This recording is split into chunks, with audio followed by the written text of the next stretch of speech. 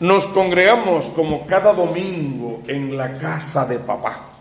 Celebramos la Eucaristía, el banquete, la cena. Él a la vez es el anfitrión que nos invita y nos recibe, y también es el manjar que se nos da a comer.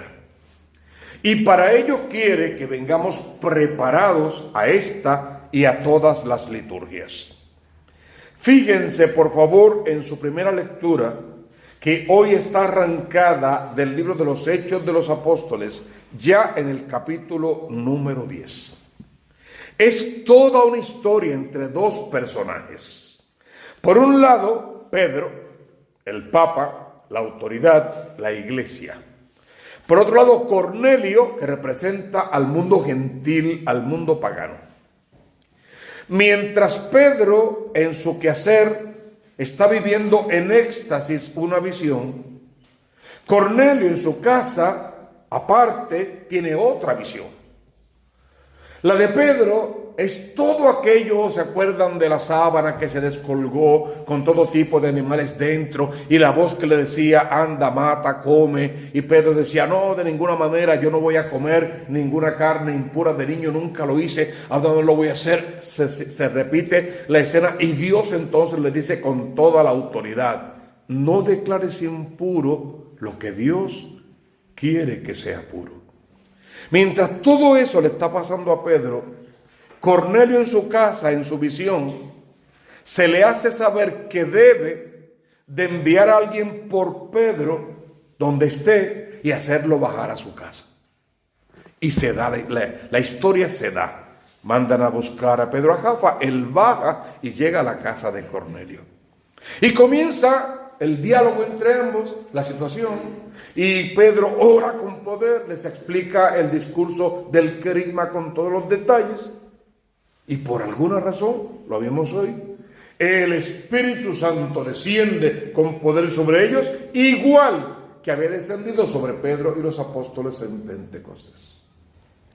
Así como no debemos declarar impuro lo que Dios quiere que sea puro, no podemos detener la acción del Espíritu Santo solo porque estos no sean judíos.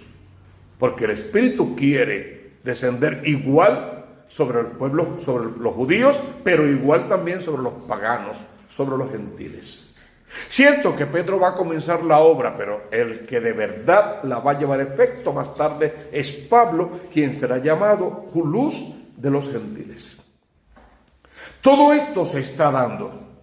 Y Pedro aprovecha este marco para predicar con poder el quinto sermón querigmático de la historia de la iglesia verdadera. No dije el quinto sermón carismático, sino querigmático. Los carismas son los dones del Espíritu Santo de Dios. Soy carismático, por decirlo así, cuando poseo esos dones y los pongo en efecto. El querigma es el primer anuncio de la buena noticia, el que Jesús le dio a los apóstoles le legan a la iglesia le enseña a todos los hijos suyos lo que es ese querigma, y a ti y a mí hoy nos toca ser ministros de ese anuncio. Somos testigos de ese evangelio. La coinonía es la asamblea que se reúne para cumplir con este mandato, con este primer querigma. Y la diaconía es el hombre o la mujer que se convierte en servidor de este mensaje. Todo eso y más tiene para ti y para mí la fila de la iglesia verdadera, la que Cristo fundó sobre la cabeza de Pedro. Todavía Pedro estaba hablando, porque la idea era que ahora comprendo con toda verdad que Dios no hace acepción de personas. Judíos y no judíos son llamados todos a la conversión. Y para vivir su verdadera conversión ya hemos visto que no tendrán que circuncidarse. Solo tendrán que cumplir con lo que Dios manda. Y cuando vemos lo que Dios manda, resumimos en un solo mandamiento en tres partes diferentes. ¿El mandamiento cuál es? El amor. ¿Cuáles son sus tres partes? Que vas a amar a Dios sobre todas las cosas, que te vas a amar a ti, tú eres la obra maestra de la creación. Y de esa forma en la que te amas, te respetas, te cuidas a ti, vas a amar, a cuidar y a respetar al otro. Es la idea del mandamiento principal. Pero todavía estaba Pedro hablando cuando bajó el Espíritu Santo sobre todos los que escuchaban la palabra. Y los fieles de la circuncisión que habían venido con Pedro se sorprendieron de que el don del Espíritu Santo se derramara también sobre los gentiles. Esos judíos circuncidados por la ley de Moisés, fieles a su fe y a su religión judía, entendían que cualquier pagano gentil que quisiese convertirse primero tenía que hacerse judío, y para ser judío tenía que convertirse. No sería idólatra porque son de un solo Dios, no comerían carne inmolada a los ídolos y no se beberían la sangre porque la sangre es el sentido de la vida. Y por ende no podían beber la sangre. Y crean que cualquiera que se convirtiera tenía que someterse a ese mismo proceso. En el devenir de estos días vamos a ver que Dios está por encima de esas pequeñeces y que al final solo y todo lo que nos va a pedir es que nos amemos los unos a los otros como Él a su iglesia ama. Lo raro es que inclusive ellos se extrañaron porque vieron al Espíritu descender, y lo mismo que a ellos les pasó en Pentecostés con aquello de las lenguas y demás, vieron y oyeron hablar en lenguas extrañas y proclamar la grandeza de Dios a los gentiles. El Espíritu no hacía acepción de personas, tú y yo tampoco lo podemos hacer. Ante esa situación, evidentísimo, Pedro tiene que añadir: ¿se puede negar el agua del bautismo a los que recibieron el Espíritu Santo igual que nosotros? No declares impuro. Ya Pedro le había escuchado en su oído y en su corazón lo que Dios quiere que sea puro. Entonces no declares profano lo que Dios quiere que sea sagrado. Lo sagrado es lo separado para Dios. Lo profano es lo que no tiene que ver con Dios. Hasta ahora el pueblo elegido, el pueblo, la nación consagrada, era el pueblo de Israel hasta ahora. Pero en adelante Dios mismo con su poder y por su amor va a querer que esa invitación sea extensiva igual a los paganos y a los gentiles. De hecho, si esa invitación no hubiese sido extensiva a ellos, hoy día tú y yo no estuviésemos aquí, no creyésemos lo que creemos y no esperáramos en el Cristo de la gloria, que igual en su segunda venida vendrá a rescatarnos, a salvarnos del pecado y de la muerte y hacernos participar para siempre de la gloria eterna con Él, celebrando la eterna y definitiva Pascua. Y como ya no tenía duda alguna Pedro de que el bautismo no estaba reservado solo al pueblo judío, solo a los circuncidados, mandó a bautizarlos en el nombre de Jesucristo. Y entonces le rogaron que se quedara con ellos unos días más. O sea, la obra de Dios se estaba viendo y estaban contentos con eso. Pedro, lógicamente, no se va a poder quedar porque el evangelio tiene que llegar a todas partes del mundo. Con eso en mente, aunque muy rápido y pocas ideas, el Señor revela a las naciones su salvación. Miren cómo el Salmo antes de ya había abierto esa posibilidad. El salmista no dice: el Señor revela a los judíos su salvación. Hoy día no podríamos decir: el Señor revela solo a los católicos su salvación. Todo aquel que igual abra su corazón, se deje interpelar por la palabra, guiar por el mandato, cumplir con la voluntad, tiene el mismo derecho a recibir el bautismo en el Espíritu Santo de Dios y a heredar el reino de los cielos. La segunda lectura fue tomada de la primera carta del apóstol San Juan. Si hay un texto bíblico hermoso de verdad, es este texto bíblico. Queridos hermanos, amémonos los unos a los otros, ya que el amor es de Dios, y todo el que ama ha nacido de Dios y conoce a Dios.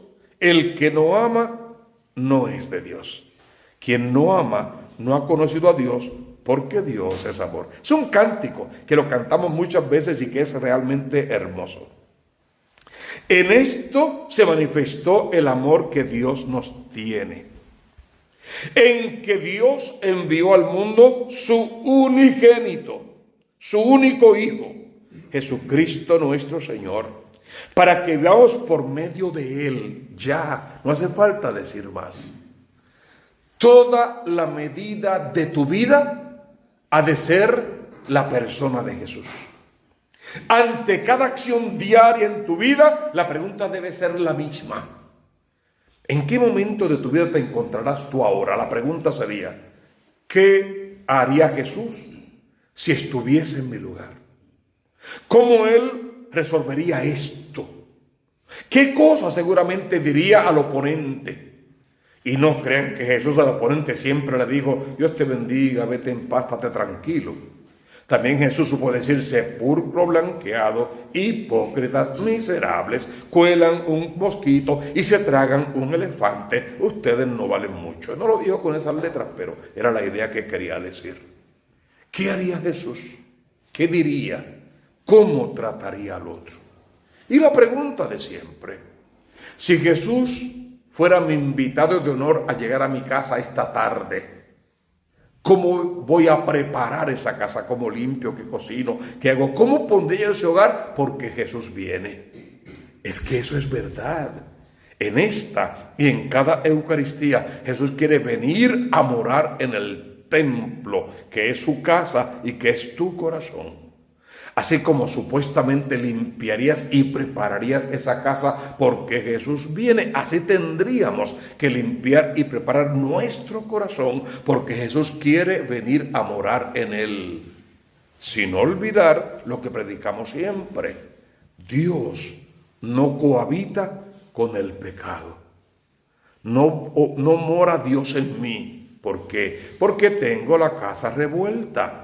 Porque soy un pecador, hago cosas que le desagradan. Digo creer, pero vivo como el que no cree. Digo amarlo, pero no cumplo con sus mandatos. Y lo que es peor, me he convertido poco a poco y sin darme cuenta en el Dios falso de mi propia vida. Y lo peor, he intentado ser el Dios falso de la vida de otros. No solamente me estoy perdiendo porque me da la gana, estoy echando otras almas a perder. Y por esas almas tendremos que darle cuentas a Dios. En esto consiste el amor. No en que nosotros hayamos amado a Dios, sino que Él nos amó y nos envió, porque nos amó, a su Hijo como víctima de propiciación por todos nuestros pecados. ¿Qué dice el texto? Porque tanto amó Dios al mundo, que entregó a su Hijo único, para que todo el que en Él crea no se pierda, mas tenga vida eterna. Y el Evangelio, que es clásico según San Juan, estamos justamente en estos días esperando Pentecostés. Díjole Jesús a sus discípulos: como el Padre me ha amado, así les he amado yo. Padre me amó de una manera particular. Yo les amo así y ahora les pido que ustedes se amen de esa misma manera. ¿Cómo Jesús va a saber si yo lo amo? Aquí está. Si guardo sus mandamientos, Él va a permanecer en mí. La otra cara de la moneda: si no guardo sus mandamientos, Él no tiene que cumplir esa promesa y no permanecerá en mí. ¿Qué dijimos durante los días pasados de la rama que se seca, que no da fruto? ¿Qué hay que hacer con ella? Cortarla, ¿se acuerdan? Cortarla, echarla afuera, para después recogerla otra vez y echarla ¿dónde? Al fuego que no se apaga. Si no permanezco pegado al tronco, no daré frutos de salvación. No hay salvación para mí, porque hay un Dios malo que se olvidó de mí, que me cortó, que me arrojó, porque hay un hijo malo que no quiso obedecer las instrucciones salvíficas de su padre, se convirtió en su propio Dios, rompió amistad con el Dios de la verdad, comenzó a vivir una vida de apariencias y de mentiras y se convirtió en el hijo del padre de la mentira. ¿Quién es el padre de la mentira? el diablo. Ya lo demás puedes concluirlo. Permanezcan en mí, guarden mis mandamientos, porque yo soy tu modelo. Yo permanezco en mi Padre, yo guardo los mandamientos de mi Padre y por eso hasta hoy permanezco en mi amor. El día máximo de esta exposición en la persona de Cristo fue en el huerto de los olivos. Papá, sudando sangre, sudando agua, en una angustia terrible. Papá, si es posible, aparta de mí este cáliz. Está bien, yo sé que es para salvar la humanidad. Yo quiero salvar la humanidad. Dime, ¿hay otra forma de que la podamos salvar? No me estoy negando a salvarla, pero si hay otra manera de salvarla, dímelo. Esto es demasiado, la muerte me angustia demasiado. Si hay otra manera, dímelo, papá. La grandeza de esa oración es que no terminó ahí. Aún con su angustia y con su sudar, llegó a decirle a su papá: esto es lo que yo quiero, esto es lo que me parece, esta es mi propuesta, que busquemos otra manera, pero que no se haga lo que quiero yo, que siempre se haga. Y ahí dice lo que quieras tú, pero si igual ahí escribiésemos que siempre se haga lo que convenga a las almas, porque lo que quiere el Padre Celestial es lo que conviene a las almas. Y en ese caso era todo el misterio de la redención. Mi mandamiento es que se amen los unos a los otros, que se amen como yo los he amado, porque hermano, nadie tiene amor más grande que aquel que da la vida por los demás. Cristo entonces es manifestación de ese gran amor. Ahora quiere hablarte a ti y hablarte al corazón. De hecho, te invitó para decirte esto. Tú no me elegiste a mí, soy yo quien te elige. Te elige y te destina para que vayas, prediques con poder, tengas vida y la vida salte hasta la vida eterna. Esa es mi propuesta, diría Jesús. Pero también te dice, tú eres libre. El Evangelio no es una camisa de fuerza y tampoco un yugo inllevable. Es solo una invitación. Yo te invito a que me sigas. Di que sí o di que no. Si dices que sí, caminamos juntos en el plan de salvación. Si no, te dejo en paz, te respeto, no hay problema, pero no tendrás parte en el reino de los cielos. ¿Por qué voy a permanecer pegado al tronco? Para que en esa conexión, en ese estar enchufados, todo lo que yo le pida a mi Padre, Él me lo conceda. Sabiendo que a la rama seca la cortaremos, ¿recuerdan? Y a la rama buena, la que sí da fruto, para que no se envicie, para que no se crea, para que no sea soberbia, ¿qué le vamos a hacer? La vamos a podar. Le vamos a ir quitando los excesos para que se quede solo con lo que necesita. Y todo lo que tú necesitas es el amor de Cristo en tu corazón y luego hacer ese amor extensivo a todos los demás. Fácil no será, pero imposible tampoco. Busca primero el reino de Dios con su justicia y todo lo demás